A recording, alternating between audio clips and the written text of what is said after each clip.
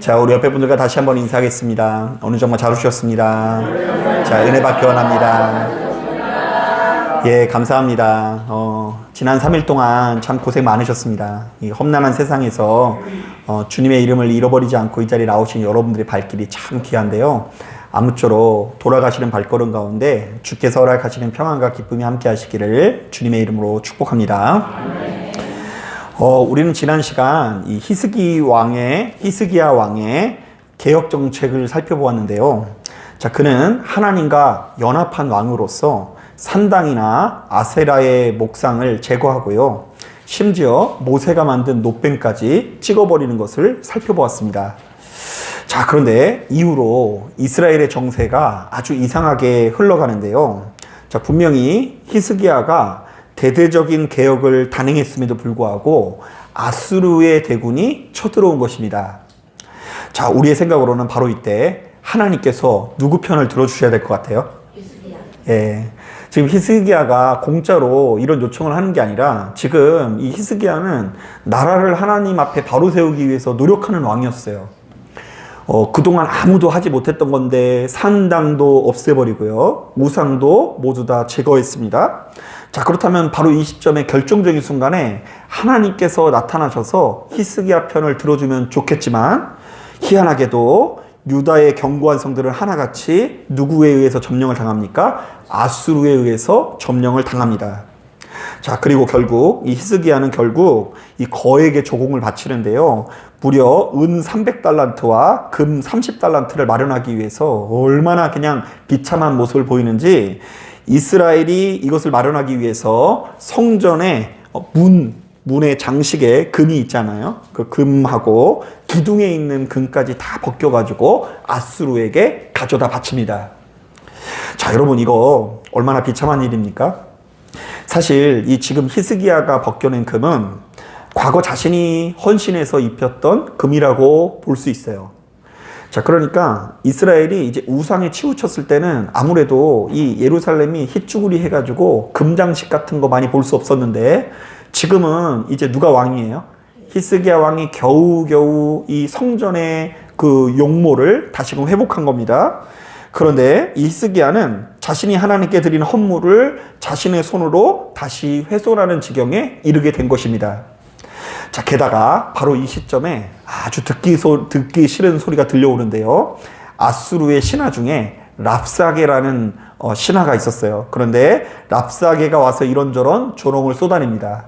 자, 21절을 보니까 네가 지금 가깝게 지내는 애굽은 마치 뭐와 같다고 하죠? 갈대가 아니라 뭐라고 하죠? 상한 갈대와 같다라고 이야기하고요. 자, 그리고 22절을 보니까 네가 산당이나 우상들을 제거하니까 이렇게 좋지 못한 일이 벌어진다라고 이야기합니다. 자, 그도 그럴 만한 것이 산당이 멀쩡할 때는 이스라엘이 침공을 별로 안 받았잖아요. 점령을 당하지 않았어요. 그런데 산당을 제거하니까 지금 이스라엘이 어려움을 당한다라는 취지의 이야기를 합니다. 자, 그리고 23절부터 25절을 보니까 참 뼈아프게도 너희들의 전력과 우리들의 전력은 차원이 다르기 때문에 너희는 절대로 우리를 이길 수 없다고 말합니다. 그래서 심지어 조롱하기를 너희는 우리가 말 2,000피를 줘도 그거 몰고 다닐 사람이 없지 하면서 조롱을 해요. 자, 그러니까 지금 당장에 이 아수르는 칼을 휘두르거나 화살을 쏘고 있는 것이 아닙니다. 자, 그저 무엇으로 공격을 하고 있죠? 말로 공격하고 있는데요. 그런데 따지고 보면 이 말이 칼보다 훨씬 더 무섭다는 것을 알 수 있어요. 왜냐하면 랍사게의 말은 지독하게 현실적이고 틀린 말이 있어요, 없어요? 하나도 없어 보였기 때문입니다. 자, 지금껏 이스라엘과 좋은 관계를 맺어온 애굽은 도무지 믿을 게 못 된다라는 말도 맞고요. 또한 지금 너희의 병력으로는 우리의 말을 2,000피를 감당할 수 없다라고도 하는 말도 맞습니다. 자, 여러분, 이 히스기야가 펼친 개혁이 결국 실패하기 쉬운 이유가 바로 여기에 있는데요. 자, 육신의 옷을 입은 우리들은 수시로 사탄이 던지는 현실적인 팩트 앞에서 압도당할 수밖에 없다라는 것입니다. 자, 실제로 우리가 믿음으로 살려고 발버둥 칠 때마다 세상은 우리들에게 이렇게 도전하는 경우가 많습니다. 야, 기도한다고 뭐 돼? 현실을 봐. 현실은 그렇지 않아. 네 통장 잔고부터 봐라. 네가 교회 열심히 다니고 새벽기도 나간다고 해서 잘 풀리는 거 있어? 오히려 더 꼬였잖아. 여러분 이런 얘기 들을 때가 있어요, 없어요? 여러분 주변에는 없어요. 여러분 주변에 없어서 참 다행인데 우리는 그렇게 오해할 때가 많아요. 지금 내가 기도하는 만큼 뭔가 순조롭게 풀려야 되는데 아무리 기도해도 형편이 나아지지 않는 것 같을 때 우리는 하나님을 붙들지 못한다는 것입니다. 자, 여러분, 저도 여러분들에게 수차례 말씀을 드린 적이 있는데요. 목회를 처음 시작할 때만 해도 제 안에 이 청운의 꿈이 있었습니다. 그래서 이제 제 안에 어떤 그런 마음이 있었냐면, 하나님, 교회의 크기나 규모가 중요하지 않은 줄로 믿습니다. 건물이 중요한 것이 아니다. 정말 하나님께서 기뻐하시는 교회, 말씀이 살아있는 바른 교회를 세울 수 있도록 나와 함께하여 주시옵소서. 이렇게 기도하면서 이 목회를 시작했어요. 벌써 아멘 하시는 분이 아무도 없어요. 저만 꿈꾸는 미래인가 봐요. 자, 그런데 여러분 목회를 하다 보면 여러분들이 지금 아멘 안 해주시는 것처럼 괜히 저 스스로 이제 기가 죽을 때가 참 많은데요. 자, 제가 이런 얘기를 할 때마다 생각나는 이야기가 있어요. 과거 제가 이 정읍에서 목회를 할 때에 이곳은 그래도 사람이 굉장히 많은데요. 그 전라북도 정읍만 하더라도 인구가 별로 없어요. 그런데 이제 워낙 인구가 없고 교세가 약하다 보니까 정읍, 고창, 김제, 부안 이렇게 4개의 군이랑 시가 한 지방을 이뤄요. 그래서 이쪽 지방에서 이쪽 지방 가는데 2시간이고 오는데 2시간이에요. 그래서 교단이 무슨 일을 하려고 그러면은 왔다 갔다 해서 4시간 걸리는 경우가 많아요. 그러니까 이제 교세가 너무 약하다 보니까 무려 한 30개에서 40개 되는 교회가 자체적으로 여름 성경학교를 못 해요. 그 젊은 이제 청년들이 좀 있어야 되는데 그런 게 없는 거예요. 학생들도 없고 청년도 없고 그러다 보니까 한 3, 40개 교회가 모여가지고 여름 성경학교를 같이 하는데 저희 자체적으로는 이것이 감당이 안 되니까 압구정동에 있는 대형교회에서 매년마다 청년들을 보내줘서 위탁으로 여름 성경학교를 치르게 됩니다. 참 감사하죠. 자, 그러면 이제 우리는 이제 여러 가지 청소를 해놓고 그분들을 기다리는 거예요. 압구정동에서 믿음의 청년들이 오기를. 그런데 벌써 도착하자마자 기가 죽어요. 그 기하다는 청년이 버스로 2대가 오는 거예요.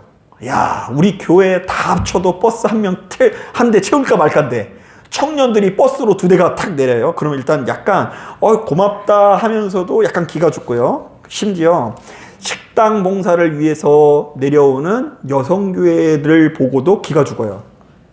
자, 왜냐하면요, 그 여성교회 성도님들이 이제 하루는 배추를 사서 오니까 그것을 좀 옮겨달라고 지원해달라고 이렇게 그 행사 주관하시는 분이 부탁을 해가지고 마중을 나갔더니, 그래서 저희는 배추 온다 그래서 뭐 이렇게 트럭 비슷한 게 올 줄 알았죠. 그래서 이제 기다리고 있는데 벤츠가 3대가 탁 쓰더라고요. 그런데 벤츠 트렁크는 굉장히 넓더라고요. 그래서 그 안에 배추가 꽉 차 있는 거예요, 진짜. 그래서 벤츠에서 배추를 우리 목사님들끼리, 그 젊은 목사님들끼리 막 나른 다음에 우리끼리 하는 얘기가, 야, 이 배추 팔자가 우리 팔자보다 낫다고. 이놈의 배추 놈들은 벤츠 타고 다니는데 우리는 여기서 이 벤츠에 실린 이 배추나 나르고 있다고 하면서 괜히 기가 죽어요. 여러분, 그렇게 그 행사를 다 마치고 나면요, 돌아오는 발걸음 가운데 뭔가 모를 이 쓸쓸함이 우리 목사들한테 남습니다. 자, 교회를 돌아가 봤더니 예배당이 텅 비어 있어요. 다가오는 이제 월세 날짜가 빨리 올 것 같아요? 늦게 올 것 같아요? 예. 저도 이제 지금은 이제 우리 교회에서 충분히 감당을 해가지고 별로 그런 느낌이 안 드는데요. 그때는 그냥 월세 날짜가 너무 빨리 들어와요. 그리고 아무리 외쳐도 변하지 않는 것 같은 현실을 마주할 때마다 마치 아수르의 랍사게가 내가 말 2,000피를 줘도 너희는 탈 사람이 없지 않느냐라고 조롱했던 것처럼 제 마음속에 이런 소리가 들리는 것 같더라고요. 야, 저 교회들 봐라. 하나님이 함께 하시면 교회가 저렇게 부흥해야 되잖아. 저렇게 교회가 커져야 되는 거잖아. 그런데 너는 실력도 없고 돈도 없고 사람도 없고 하찮은 목사니까 도대체 할 수 있는 게 없는 거야. 네가 꿈꾸는 그 개혁, 네가 이루고 싶은 바른 교회, 그거 너 혼자만 원하는 거 아니야?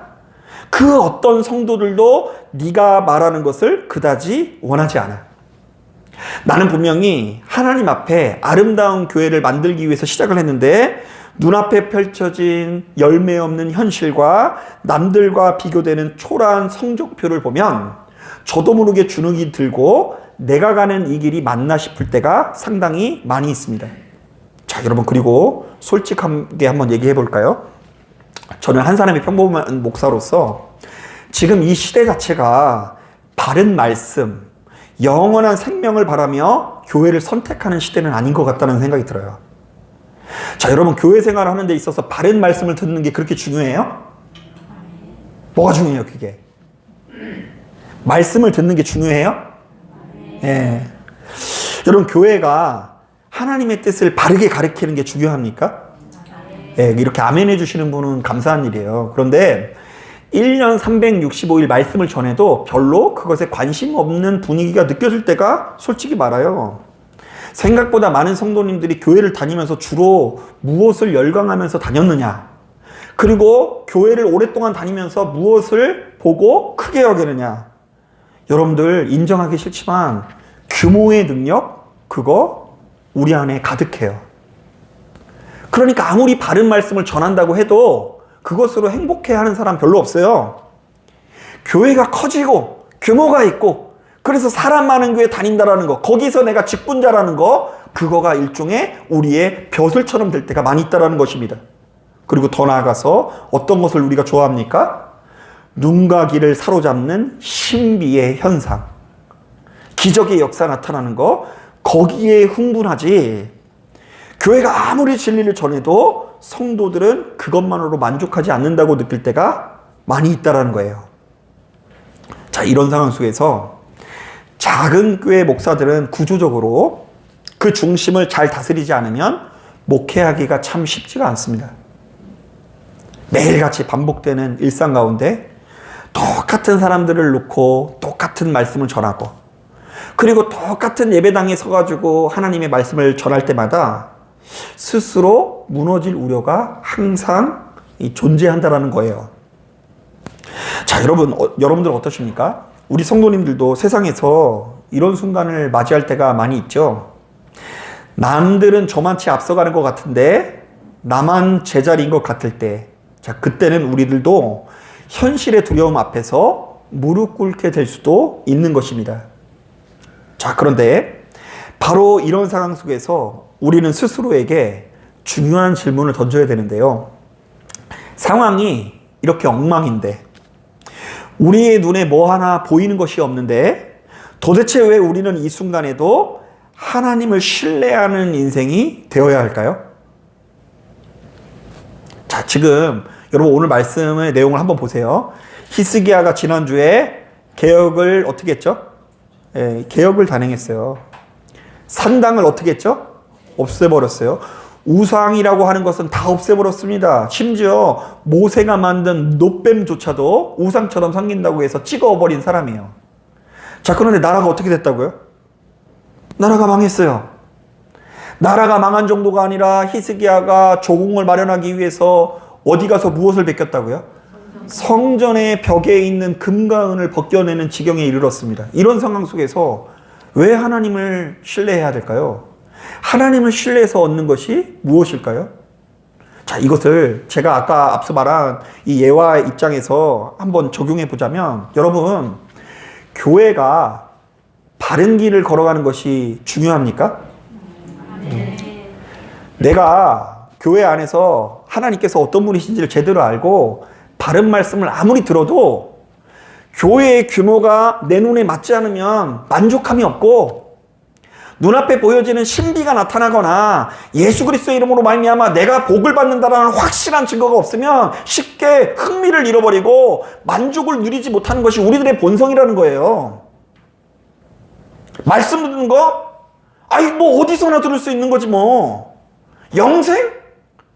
내가 지금 뭐 영생 눈에 보이지도 않는데 그게 뭐가 중요해? 지금 눈앞에 하나님의 이름으로 뭐가 나타나야지. 이 교회에 뭐가 나타나지도 않는 상황 속에서, 뭐가 보이지 않는 상황 속에서 하나님을 끝까지 충분히 신뢰할 수 있는 근거가 무엇일까?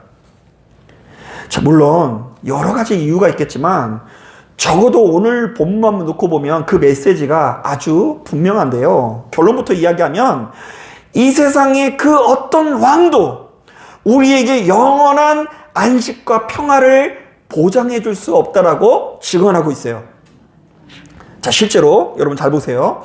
히스기야는 분명히 돈을 주면 아수르가 물러나갈 거라고 여겼던 것 같아요. 즉 세상과 적당히 타협하고 아수르의 요구를 들어주면, 그들의 눈높이를 어느 정도 맞춰주면 자신의 나라에게 평화가 올 거라고 여겼습니다. 자, 그래서 하나님께 갔었던 금과 은을 이번에 박박 긁어서 누구에게 갖다 줬죠? 아수르 왕에게 갖다 바쳤어요. 자, 하지만 여러분 오늘 본문만 놓고 보세요. 결과는 어떻습니까? 그들은 돈은 돈대로 챙기고 군대는 그대로 물러나지 않고 몰려오게 됩니다. 자, 바로 이렇듯 세상은 결코 우리들에게 영원한 평화를 가져다 줄 수 없다라고 증언하고 있어요. 세상은 도리어 하나를 주면 둘을 달라 하고요, 금을 주면 나라를 달라고 하는데요, 이것은 우리가 몸담고 살아가는 이 세상의 냉혹한 이치라는 것입니다. 자, 이것은 마치 망망대해에서 표류하는 사람이 너무 목이 마르다고 해서 바닷물을 퍼먹는 것과 똑같습니다. 여러분 지금 당장에 죽겠으니까, 특히 여러분 그 광고 같은 거 보면 포카리 스웨트 광고 같은 거 나오잖아요. 그럼 바닷물이 어떻게 보여요? 네, 포카리 스웨트처럼 보이지 않아요? 그래서 멀리서 보면 저 아름다운 바닷물을 마시면 우리 이들의 갈증이 해소될 것 같아요. 하지만 여러분 바닷물은 마시면 마실수록 우리들의 있는 몸의 수분을 다 뺏어가서 결국은 탈수 증세로 말라 죽게 만듭니다. 자, 저는 이 히스기야가 아수르에게 건넨 이 타협의 손길이 바로 이 바닷물과 같다고 봅니다. 잠깐은 해결된 것 같고 잠깐은 평화가 온 것 같지만 그것이 유다의 국고를 텅 빌게 만들고 백성들의 마음을 더욱 황폐하게 만들었다는 것이죠. 결국 열왕기 하의 기자는 오늘날 이 시대를 살아가는 우리들에게 너무나 중요한 질문을 건네는데요. 자, 여러분 제가 수차례 반복된 질문이니까 한번 들어보세요. 한번 따라 보겠습니다. 누가 이스라엘을 구원할 영원한 왕 되시는가? 자, 지금 여러분 아수르는 겉으로 볼 때 너무나 화려하고 강력해요. 실제로 여러분 고대 사회에서 이 아수르의 지도를 보면 그 땅 대부분을 이 아수르가 먹어요. 자, 그러니까 침 있는 사람은 지금 하나님이 아니라 누구처럼 보일 수 있어요? 아수르처럼 보일 수 있어요. 심지어 여러분 애굽도 역시 이스라엘을 구원해낼 만큼 풍요로운 땅이에요. 여러분 말이 젖과 꿀이 넘쳐 흐르는 땅이지 본래 이스라엘 백성들이 거주하는 땅은 농사 짓기에 적합한 땅이 아닙니다. 강수량이 적어서 농사 짓는 족족 망하는 경우가 많아요. 그래서 이 성경에 보면 툭하면 비를 내려 달라고 기도하는 이 선지자들의 모습을 볼 수 있어요. 자, 그런데 희한하게 애굽은 뭘 심기만 하면 30배, 60배, 100배로 자라요. 자, 그러니까 당연히 곡식이 부족한 이스라엘 입장에서는 누가 아름다워 보여요? 애굽이 아름다워 보이고 그곳의 삶을 그리워할 수밖에 없는 거예요. 여러분 오늘 본문의 내용을 보면 황금도 역시 대단한 능력이 있어 보입니다. 이 히스기야가 황금을 마련하기만 하면, 은과 금을 마련하기만 하면 모든 것을 살 수 있는 이 금과 은으로 평화를 살 수 있을 거라고 여겼어요. 하지만 아수르도 그렇고 애굽도 그렇고 은과 금도 그렇고 이 모든 것들은 이스라엘을 구원할 만큼 강력하지 않았고 그들은 결코 영원한 생명을 가져다 줄 수 없었다는 것이죠. 제가 수차례 말씀드리지만 육신의 옷을 입고 있는 우리들은 그 본성상 지금 눈앞에 펼쳐진 현실에 의해서 지배를 받을 수밖에 없습니다. 안 맞는 사람이 없어요. 지금 우리는 눈앞에 영이 보여요? 육이 보여요? 육이 보이니까 눈앞에 보여지는 육체적인 것에 지배를 받을 수밖에 없는 거예요. 그래서 여러분 우리는 먼 훗날 누리게 될 영생수 별로 그렇게 절박하게 받고 싶지 않아요. 그래서 어떤 분들은 막 실제로 이런 얘기를 하기도 해요. 그 세례는 빨리 받을 필요가 없고 언제 받으면 된다고요? 이거 어떻게 하셨어? 지금 눈치 빠르신 분이 있는데 죽기 직전에 받으면 된다. 실제로 로마의 어떤 황제가 그런 사람이 있어요. 그 기독교를 공인하면서 나라는 이제 우리의 종교는 이제 기독교다 해놓고 지는 세례를 죽기 직전에 받습니다. 그러니까 이제 어떤 사람들이 그거 보고서 너무 지혜롭네요 목사님 막 이러더라고요. 여러분 영원한 생명수 그거는 안 보여요. 하나님께서 약속하시는 저 천국은 우리에게 별로 그렇게 절박하지 않고요. 지금 당장 목마름을 식혀줄 바닷물 한 모금이 더 급하게 느껴질 수 있죠. 또한 보이지 않는 하나님의 약속보다 지금 당장 나를 지켜줄 것 같은 아수르의 곤대나 애굽의 풍요로움이 훨씬 더 커 보이고요. 확실해 보일 수 있다는 것입니다. 자, 그래서 우리는 위기가 닥치면 수시로 기도하기보다 먼저 계산기를 두드리기 마련입니다. 지금 이 시점에 어디에 붙어야지 나에게 좋은 결과가 올까? 하나님을 찾기보다 아수르에게 보낼 금부터 찾아내기 마련입니다. 하지만 열왕기서의 기자는 이것을 분명히 합니다. 자, 한번 따라 보겠습니다. 거기에는 구원이 없다. 한번 또 따라하겠습니다. 그들은 너희에게 온전한 왕일 수 없다. 예, 그러니까 여러분 이 성경의 언어대로 성경을 잘 읽어야 돼요. 자, 지금 지난주에 개혁했잖아요. 근데 지금 이렇게 왜 이렇게 안 풀려? 이렇게 하면 말이 안 돼요. 그게 아니라 지금 모든 것이 안 풀리는 와중에 인간은 다 기도하기보다는 뭘 두드리기 마련이라고요? 계산기를 두들기 마련이다. 그래서 히스기야도 지금 계산기를 딱 두들겨 보니까 쟤네들이랑 뭐 기도하면서 싸우기보다는 뭘 하는 게 낫다고요? 은가금을 벗겨가지고 아수르에게 충성하는 것이 낫다. 선택을 했어요. 자, 그런데 성경이 뭐라고 얘기하고 있다고요? 거기에는 구원이 없다. 아수르한테 줬더니 걔네들이 물러나는 것이 아니라 평화가 온 것이 아니라 지금 어떤 상황이 됐다고요? 군대를 가지고 와서 하나님을 조롱하는 지경에 이르는 것을 우리에게 보여주면서 그들은 너희에게 온전한 왕일 수 없다라고 조언하는 거예요. 이게 여러분들에게 지금 현실에서 적용이 되었으면 좋겠어요. 거기에는 구원이 없다. 내 눈에는 되게 능력이 있어 보이는데 그것은 뭐 구원이 없다. 그 사람이 정말로 대단한데 애굽이든 뭐 아수르든 황금이든 간에 대단해 보이는데 그 모든 것들은 우리들에게 영원하고 온전한 왕이 될 수 없다. 자, 여러분 성경은 거듭해서 이와 비슷한 메시지가 우리들에게 제시되고 있는데요. 특히 이 시편 146편을 보면 제가 좋아하는 말씀 중에 이런 말씀이 있어요. 조금 긴데요. 한번 들어보세요. 귀인들을 의지하지 말며 도울 힘이 없는 인생도 의지하지 말지니 그의 호흡이 끊어지면 흙으로 돌아가서 그날에 그의 생각이 소멸하리로다. 자, 계속해서 한번 들어보세요. 야곱의 하나님을 자기의 도움으로 삼으며 여호와 자기 하나님에게 자기의 소망을 두는 자는 복이 있도다. 시온아, 여호와는 영원히 다스리시고 내 하나님은 대대로 통치하시리로다.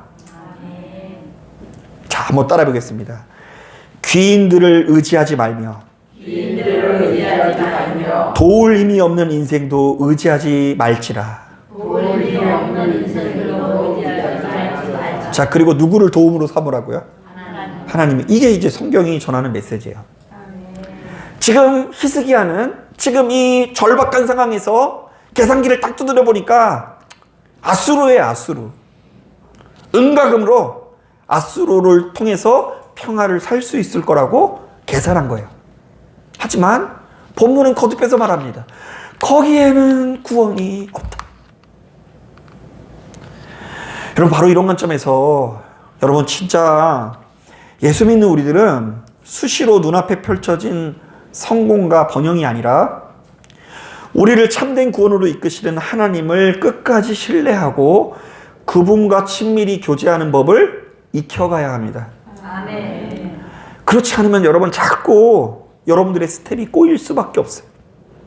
거기에는 구원이 없는데, 귀인들을 의지하지 말고 하나님을 의지하라고 하셨는데 겉으로는 멀쩡하게 신앙인의 행세를 해놓고 실제로는 하나님을 쏙 빼놓고 구원 없는 곳에 가서 왕이 아닌 것을 왕으로 섬기고 자신의 인생을 정말로 이끄시는 하나님 앞에 충성된 삶을 살아가지 못할 때가 너무나 많이 있다는 것입니다.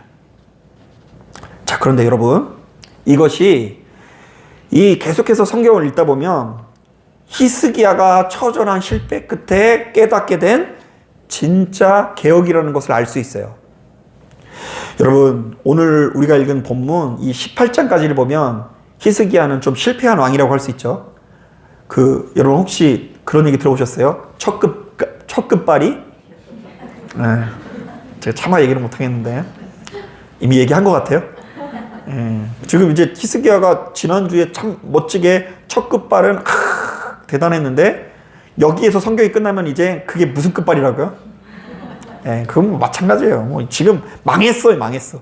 성전 금 붙여놓고 지가 다 띄워놓고 있어요. 자, 그런데 그는 여기서 멈추질 않습니다. 성전의 금을 다 뜯어주고 이제 창고가 텅텅 비었는데 그 절망의 끝자락에서 이제 비로소 히스기야가 다른 선택을 합니다. 자, 상황은 바뀌었어요, 안 바뀌었어요? 안 바뀌었는데 그는 이제 아수르에게서 오는 이 협박 편지가 있거든요. 그 아수르의 협박 편지를 들고 더 이상 신하들에게 의논하거나 애굽에 가서 막 도와달라는 사신을 보내지 않고요. 그 길로 여호와의 전에 올라가서 하나님 앞에 그 편지를 펴놓고 뭘 한다고요? 기도를 하는데요. 저는 바로 이것이야말로 이스라엘을 영원한 생명으로 인도하는 진짜 개혁이라고 봅니다. 그래서 제가 이제 다음번에 한 번 더 설교를 좀 해보려고 그래요. 그런데 여러분, 제가 이 오늘 본문의 실패를 좀 계속 조명하고 싶은 거예요. 이 실패가 어떤 실패예요? 개혁을 했지만 지금 이 히스기야에게 결과가 어떻다고요? 별로 안 좋게 왔어요. 이 괴리를 아셔야 돼요. 역사상 한 번도 해본 적 없는 개혁이에요. 그 어떤 왕들도 산당을 없애진 않았어요. 심지어 여러분들이 잘 알고 있는 이 솔로몬 왕도요, 1천 번제를 어디다 드린 줄 아세요? 산당에서 드렸어요. 예루살렘 성전에 드린 게 아니었던 거예요. 산당에서 드렸어요. 그런데 그 누구도 손대지 못하는 산당을 없앤 왕이 아수르에 의해서 점령을 당했더니 어쩔 수 없이 성전에 있는 은과금을 벗겨내면서까지 그 아수르 왕에게 충성을 맹세하더라는 거예요. 그러나 거기에는 구원이 없다. 그런데 그 실패를 경험한 이 히스기야 왕이 그렇게 구질구질하게 가짜 왕에게 속는 인생이 아니라 거기서부터 갑자기 결단하게 되는데요. 갑자기 아무도 없는 여호와의 전에 올라가서 하나님 앞에 울부짖으며 기도하는데요. 놀랍게도 바로 그때 이스라엘 백성들이 승리를 할까요, 못할까요? 궁금하면 다음 주 와보세요. 더 말을 안 하겠어요. 그래서 여러분, 이것을 이 성경의 언어대로 읽어야 되는 거예요. 이제 뭐 어떻게 하면 부흥한다, 어떻게 하면 잘 풀린다, 승진한다, 이게 아니에요, 제발. 그게 아니라 하나님을 왕으로 삼는 것이 무엇인가에 관한 이야기를 하고 있는 거예요. 하나님을 왕으로 삼지 못한 자의 태도와 하나님을 왕으로 삼는 자의 태도가 이렇게 다르다. 그것은 결국 네 인생의 가장 밑바닥, 실패의 순간 네가 무엇을 왕으로 삼고 있는지가 드러나게 된다. 자, 이 말씀을 한번 잘 들어보세요. 다시 한번. 귀인들을 의지하지 말며 도울 힘이 없는 인생도 의지하지 말지니 그의 호흡이 끊어지면 흙으로 돌아가서 그날에 그의 생각이 소멸하리로다. 야곱의 하나님을 자기의 도움으로 삼으며 여호와 자기 하나님에게 자기의 소망을 두는 자는 복이 있도다. 여러분들은 여러분들의 인생 가운데 정말로 힘들고 괴로운 순간에 무엇을 찾는 자입니까? 바로 그 순간에 여러분들의 왕은 무엇입니까? 겉으로는 기도하는 것 같아도 진짜 마음속 가장 은밀한 그 영역에서 귀인들을 의지하고 황금을 의지하고 아수를 의지하고 애굽을 의지하고 여러분 세상에 그 힘 있는 자를 의지하고 있다고 한다면 그 사람은 지금 왕을 누구로 여기고 있는 거예요? 하나님이 아니라 다른 것을 왕으로 여기고 있는 것이 분명해요. 자, 그러나 예수 믿는 우리들은 그렇게 어려움이 찾아올 때마다 우리의 왕 되신 하나님께 나와서 도우심을 요청할 수 있어야 한다는 것입니다. 여러분, 우리는 우리 손에 쥔 것이 벤츠가 아니라 배추일 때 낙심을 한다 안 한다? 다 낙심 안 하는 척 하시는데 남들은 다 벤츠를 쥐고 있는 것 같은데 우리는 배추 쥐고 있으면 움츠러들어요. 아수르의 군대 앞에 내세울 말 2,000필이 없을 때 혹은 2,000필이 있어도 그거를 몰 사람이 없을 때 우리는 낙심해요. 그런데 여러분, 오늘 본문에 드러나는 이 히스기야의 태도를 주목하십시오. 그는 세상과 타협하려는 이 계산기가 부서지고 내 손에 의지하던 금조각들이 다 벗겨져 나간 바로 그 순간에 이렇게 고백합니다. 하나님, 저에게 이제 아무것도 없습니다. 오직 주님만 바라보겠습니다. 여러분, 이것이 우리 인생에서 일어날 수 있는 가장 위대하고 확실한 개혁입니다. 이른바 세상은 끊임없이 네가 가진 것이 무엇인가라고 물어보지만 하나님께서는 네가 지금 누구를 의지하고 있느냐고 물어보십니다. 자, 세상은 우리들에게 네가 가진 게 뭐냐? 네가 예수 믿고 얻게 된 것이 뭐냐? 계속해서 물어보지만 하나님께서는 지금 네가 지금 누구를 의지하고 있느냐? 누구를 왕으로 삼고 있느냐고 물으시는데요. 비록 성전 문에 입혔던 금은 벗겨질지라도 우리 중심에 계신 하나님을 향한 신뢰만큼은 벗겨지지 않기를 바랍니다. 또한 세상이 주는 바닷물을 끊고 영원한 생수가 되시는 주님께로 나아갑시다. 자, 여러분, 오늘 이 예배당에 잘 오셨어요. 여러분, 우리 예배당에 여러분들이 필요로 하는 것, 여러분들을 만족하게 할 만한 것들이 있었던 것 같으세요? 아, 그러면 다행이에요. 그거 없으면 어떡한데? 있어야 되는데. 우리 교회 와서 여러분들이 정말로 하나님의 말씀을 필요로 하고 하나님께서 어떤 분인지를 알고자 하는 분들에게는 참 귀한 교회였으면 좋겠습니다. 되게 확신 없이 말하죠, 목사가. 우리 교회는 그런 교회입니다 이래야 되는데, 근데 그런 교회였으면 좋겠어요. 그런데 여러분, 아무리 애써도 변하지 않는 현실 앞에 낙심한 분이 있다고 한다면 세상의 헛된 왕들을 의지하지 말고 영원히 다스리는 우리의 진짜 왕 여호와 하나님 앞에 나아가길 바랍니다. 왜냐하면 거기에는 구원이 없기 때문이에요. 거기에는 구원이 없다는 것이 오늘 본문의 메시지예요. 아무쪼록 이 말씀을 붙들고 우리에게 주어진 이 하루하루 순간순간이 정말로 마음속 한구석에 주인 되신 왕 되신 하나님의 자리를 분명히 하시고 그분과 친밀히 교제하는 역사를 온전히 누리시게 되시기를 주님의 이름으로 축복합니다. 자, 기도하겠습니다.